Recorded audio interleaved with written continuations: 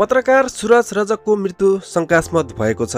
हो दर्शकहरू, पत्रकार सुरज रजकको मृत्यु शंकास्पद भएको छ। उनी एबी न्यूजका पत्रकार थिए भने आन्दोलनको भिडियो उनी घरभित्र बसेर खिचिरहेका थिए। त्यो दिनको प्रत्यक्षदर्शीहरू के भन्छन् त यो घटनाबारे? पत्रकार मर्नुको कारण एउटा कारण छ। यो घरको माथि, यो घर प्राइभेट घर हो, यो घरको माथि हैन पुलिस बसेको थियो क्या।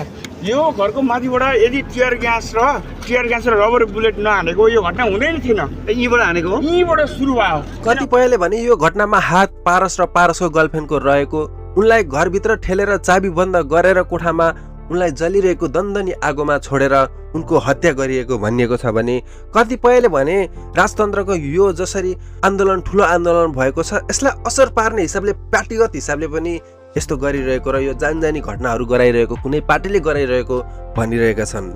हुन त त्यो भिडमा कुनै न कुनै पार्टीको मान्छे पनि थियो होला, यस्तो नभए पनि भन्न सकिँदैन। तर राजावादीहरूले पनि आन्दोलन गरिरहने क्रममा अलिकति सोचबुझ चाहिँ गर्नुपर्ने हुन्छ। एबी न्यूजका पत्रकारले आफ्नो ज्यान गुमाउनु पुगे। बाहिरबाट चाबी कसले बन्द गर्यो त्यो त सुरज रजकलाई थाहा थियो होला, तर भिडियोको प्रमाणहरू केही आउन पनि सक्छ। पछिको कुराका लागि अपडेट भने तपाईहरू पनि रहनु होला। पत्रकार सुरज रजकको न्यायको लागि हामी सबैले आह्वान पनि गर्नुपर्छ।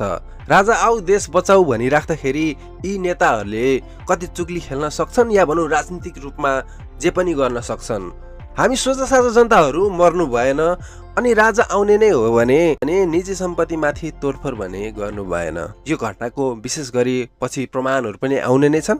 त्यसको लागि अपडेट भने रहनु होला। च्यानललाई सब्स्क्राइब गरिदिनु होला। राजावादीहरूले गराए या कुनै पार्टीगत हिसाबले भयो त कमेन्ट गर्न भने नबिर्सिनु होला। हस्, थ्याङ्क्स फर वाचिङ।